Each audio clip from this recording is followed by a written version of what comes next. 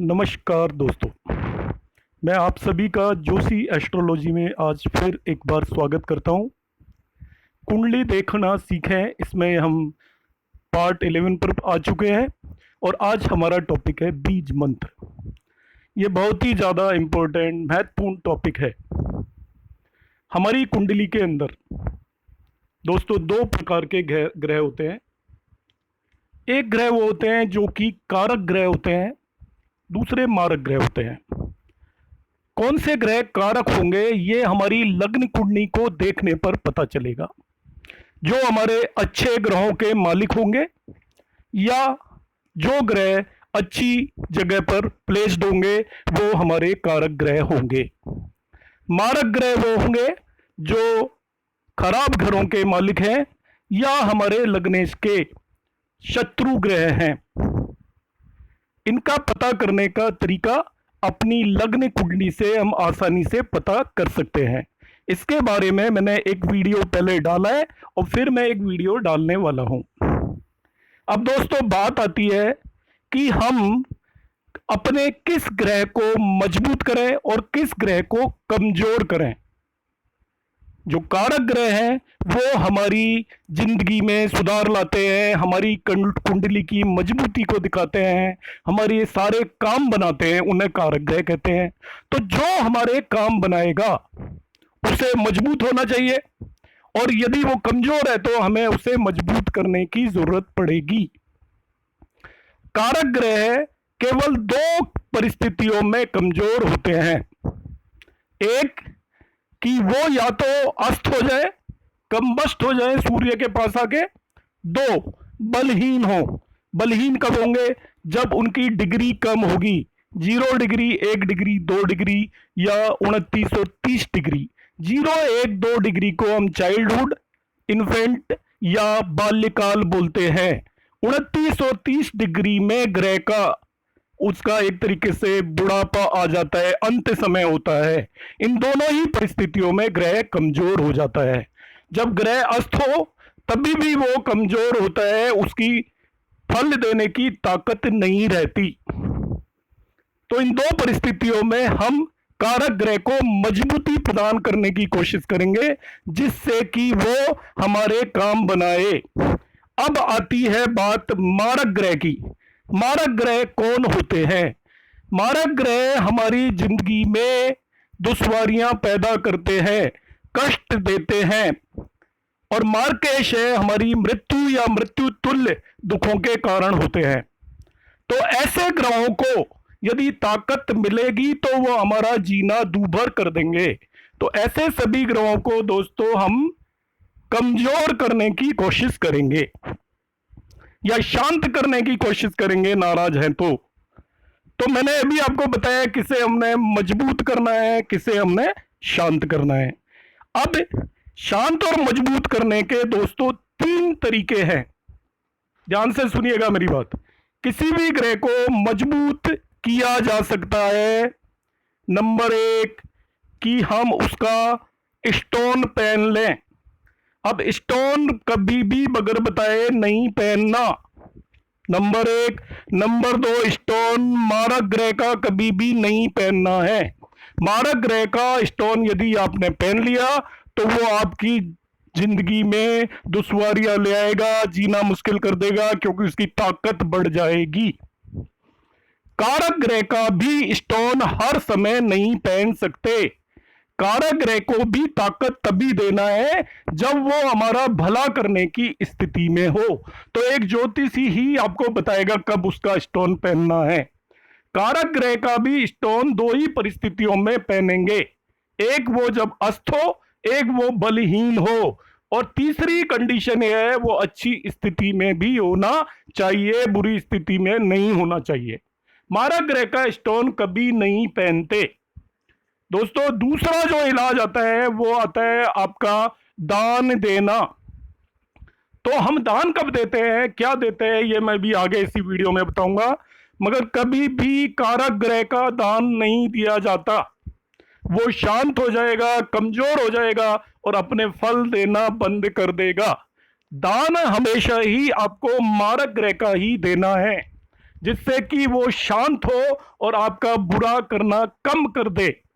तो दान ध्यान रखिएगा, कभी भी कोई भी आपको कुछ दान करने के लिए कहे तो देख लेना आपकी कुंडली के अंदर वो मारक ग्रह है या कारक ग्रह है। कारक ग्रह का दान नहीं करना, मारक ग्रह का स्टोन नहीं पहनना। अब एक रामबाण इलाज आता है दोनों ही ग्रहों का। आपका मारक ग्रह आपको परेशान कर रहा है या कारक ग्रह अपनी दशा या अंतर दशा में पूरे फल नहीं दे रहा है, तो ऐसे ग्रहों को मजबूत या मारक ग्रह को कमजोर करने के लिए हम बीज मंत्रों का उपचार करते हैं। तो मैं अभी आपको सभी ग्रहों के बीज मंत्र बताऊंगा और वो आपको कितनी बार पढ़ने हैं ये बताऊंगा। तो इन बीज मंत्रों को हम सिद्ध कर लेते हैं तो हमारी जिंदगी में बहुत परिवर्तन होता है। मगर दोस्तों एक बात ध्यान रखना है, अपने कर्मों से बड़ा कुछ भी नहीं होता। यदि हमारे कर्म सदकर्म है, हम सही रास्ते पे चल रहे हैं, मानवता के रास्ते पे चल रहे हैं, इंसानियत के रास्ते पे चल रहे हैं, तभी भी कोई भी मंत्र या भगवान आपकी मदद करेंगे। यदि हम कुकर्म कर रहे हैं, पाप कर रहे हैं, तो मंत्रों का कोई भी असर नहीं होगा, चाहे आप उन्हें 10,000 टाइम्स पढ़ लीजिए। मंत्र तभी असर करेंगे जब हम जिंदगी सही तरीके से जिए। बीज मंत्रों में सबसे पहले जिस पर भी सूर्य की दशा या अंतरदशा हो वो सूर्य मंत्र पढ़ते हैं। एक दो तरीके के मंत्र है, एक तांत्रिक मंत्र है, एक एकाक्षरी बीज मंत्र है। हमें एकाक्षरी बीज मंत्र का पाठ करना है। सूर्य के लिए ओम घृणी सूर्याय नमः, ओम घृणी सूर्याय नमः। सूर्य पर पानी भी दे सकते हैं, मगर जिनके लिए सूर्य कारक ग्रह है वो सूर्य पर पानी नहीं देंगे। सूर्य के लिए जो आपको जाप करना है, एक दिन में किसी भी मंत्र की एक माला से अधिक मतलब 108 बार से अधिक जाप नहीं करना है। टोटल आपको 7,000 मंत्रों का जाप करने पर यह बीज मंत्र सिद्ध हो जाएगा। उसके बाद आप करें या ना करें। इसके लिए आप गेहूं का, धेनु, कमल, गुड़, तांबा, लाल कपड़ा, लाल पुष्प या सोने का दान रविवार के दिन कर सकते हैं।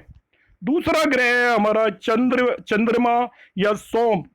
उनके लिए चंद्र एकाक्षरी मंत्र जिसका हम जाप करेंगे ओम सोम सोमाय नमः।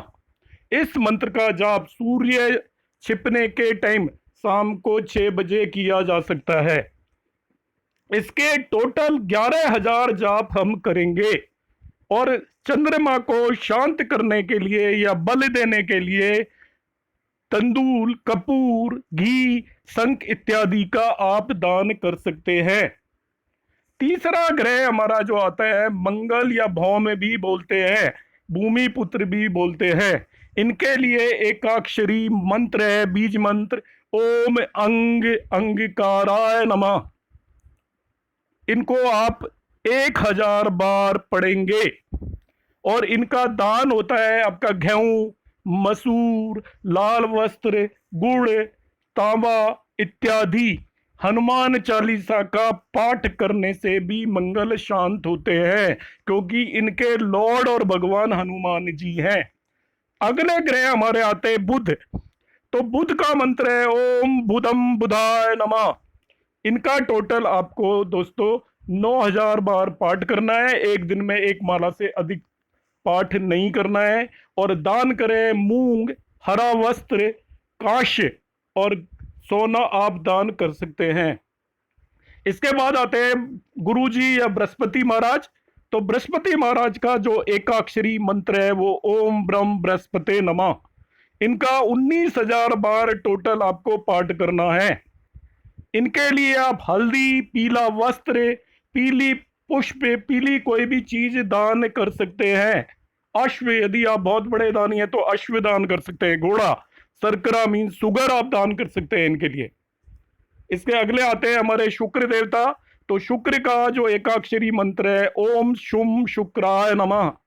इनके टोटल 16,000 बार आपको मंत्र उच्चारण करना है। और शुक्र के लिए आप दान कर सकते हैं हीरा, यदि आपकी ज्यादा ताकत है। सुगंध की कोई चीज दान कर सकते हैं, घी दान कर सकते हैं आप। सोना दान कर सकते हैं।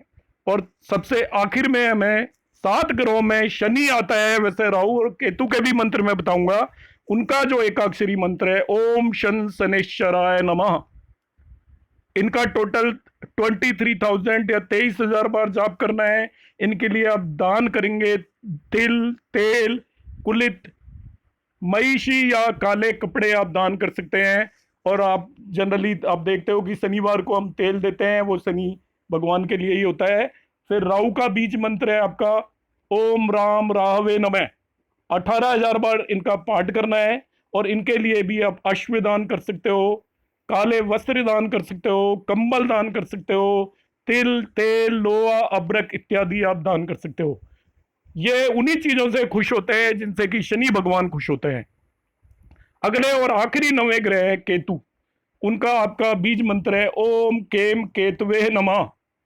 इनकी जप संख्या 17,000 बार करना है आपका। तो जिस तरीके से हम राहु के केस में कंबल और तिल का दान करते हैं, तेल का दान करते हैं, केतु के केस में भी इनका दान कर सकते हो। लो पात्र का दान कर सकते हो। इस तरीके से आप इनका दान कर सकते हो। और बाकी सभी ग्रहों के दान उनके दिनों में करने हैं आपको, मगर राहु और केतु का दान रविवार के दिन करना होता है। जैसे आपको सूर्य का दान करना है तो वो रविवार को ही करना है, चंद्रमा का दान करना है तो सोमवार को करना है। इस तरीके से हम अलग अलग ग्रहों के बीज मंत्रों का उपयोग कारक और मारक ग्रह दोनों को साधने के लिए कर सकते हैं। दोस्तों, मेरा ये वीडियो आपको पसंद आया होगा तो इसे पसंद करिएगा, आगे शेयर करिएगा और इस चैनल को सब्सक्राइब करिएगा। अपने दोस्तों को और सभी को इस चैनल के बारे में बताइएगा। ये आपका बहुत आसान तरीके से ज्योतिषी आपको सिखाएगा और उससे आपकी ज़िंदगी में और अपने दोस्तों की ज़िंदगी में आप एक आमूल चूल परिवर्तन लाने में सक्सेसफुल होंगे।